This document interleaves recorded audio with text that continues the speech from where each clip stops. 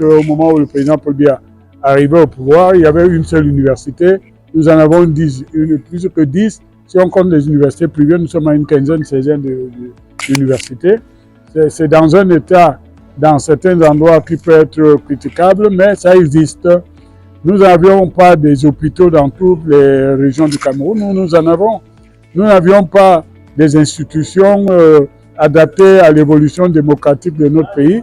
Nous les avons. La dernière institution, c'est le développement des CTD, c'est-à-dire des institutions de développement de la décentralisation, commune et tout. Il faut maintenant le transfert des moyens puisque le transfert des compétences est effectif. Mais le vrai bilan qu'on peut faire, c'est quoi? C'est ce que nous sommes en train de vivre maintenant et qui, à partir de là, pourrait donner une idée de ce qu'a été ce régime. Ce régime a été principalement caractérisé par des échecs aussi bien au niveau économique qu'au niveau de l'éducation et au niveau, il ne faut même pas parler de l'industrie qui n'existe même pas. Sur le plan maintenant des libertés, le président l'a dit et c'est en application tous les jours, même si de temps en temps il y a des ratés. Aucun Camerounais ne doit prendre le maquis pour exprimer ses opinions. La démonstration vient d'être faite où j'étais avec un des critiques les plus talentueux, même s'il est parfois désordonné, le professeur Nké, qui a parlé en toute liberté. On ne va pas l'expulser de Douala, il va rentrer chez lui et en toute sécurité. Donc voilà un développement. Et ça n'avait pas lieu avant. Vous voulez parler, vous prenez le maquis pour vous exprimer. Le bilan, en fait, c'est le procès, vu la situation que nous vivons. C'est prétentieux de ma part de dire que je vais faire le bilan de quelqu'un qui a mis 42 ans, et même plus au pouvoir, parce qu'avant d'être président de la République, il a été Premier ministre, il a été dans la haute administration. Donc, de plus d'un demi-siècle de gouvernement, c'est difficile, mais on peut quand même avoir des constances. C'est-à-dire que l'élaboration des lois, dans le formel, dans l'immatériel, l'élaboration des lois a été initiée. Nous pouvons avoir donc à notre sein des ratés, des camarades qui n'ont pas bien maîtrisé le projet que le président a dessiné, vers où nous allons et que nous devons aller ensemble avec tous les Camerounais.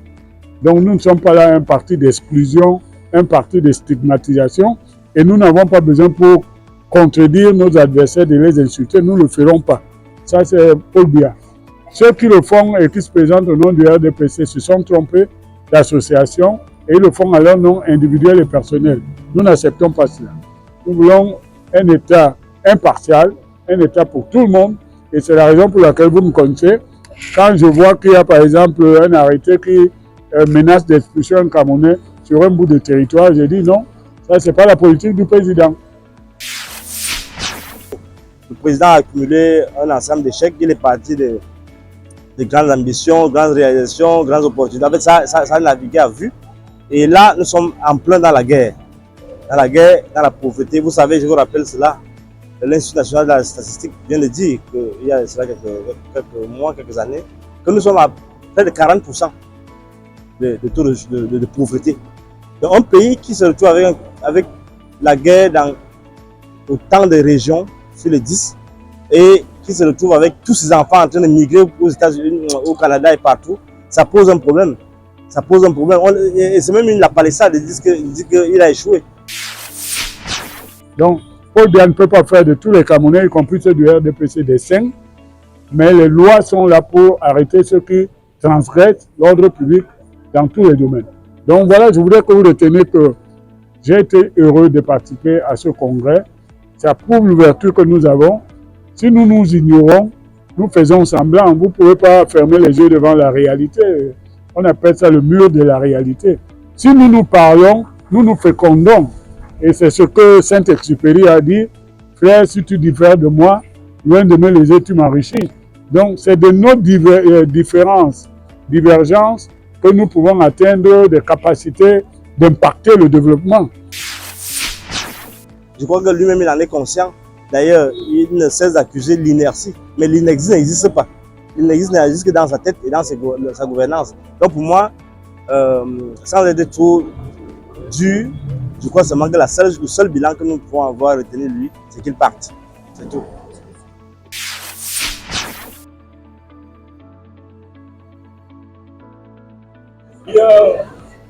une constitution inacceptable du politique à l'égard des puissances de l'argent, à l'égard des puissances diaboliques. Et il nous semble que le levier principal pour élever la politique et le rétablir dans ses droits royaux, c'est la puissance divine. Mais cette convocation de Dieu en politique, il faut être clair, n'a rien à voir avec les appartenances religieuses. Quand nous convoquons Dieu en politique, c'est un Dieu laïque. C'est important de rappeler, c'est un Dieu laïque. C'est un Dieu qui n'est pas otage des confessions religieuses. Même s'il faut reconnaître le rôle positif, en principe, que cette organisation joue. Nous convoquons le principe qui a organisé la vie sur la terre, qui tient le ciel et la terre. Quand on est devant des situations difficiles et complexes, il est humain d'appeler Dieu si on est un être humain. C'est la démarche qui est la nôtre. Et celui qui donne l'intelligence, qui donne la vie pour organiser la politique, peut apporter à la politique des solutions que le politicien classique ne voit pas.